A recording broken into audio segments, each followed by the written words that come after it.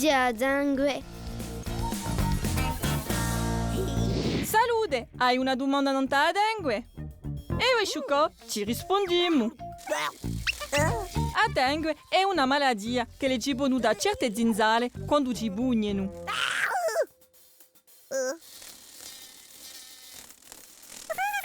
Ti domandi come perché? Temo da spiegare. Non so tutte zinzale da dengue. So solo certe zinzare che campano in paesi dove lo va caldo tutto l'anno. Anche d'inverno. E solo se li portano in elli usisco di a dengue. Quando la gibugna una zinzala, ci indietta saliva. Se la un cisco di a dengue, sto microbio entra in noi guasaliva e si mette a moltiplicarsi.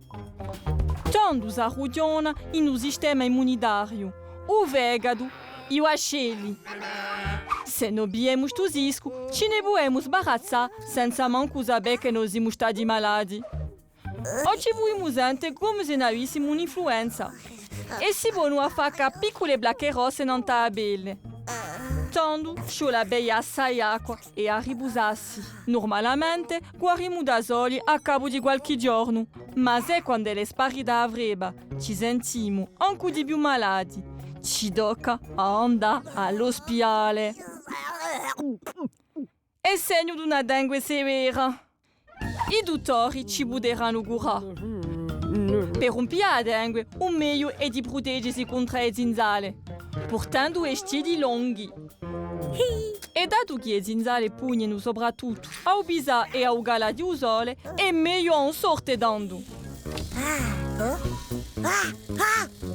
Ma non diciamo, a dengue è contagiosa. Un umano non la può dare un altro umano. Ecco, ora capisci meglio che è a dengue.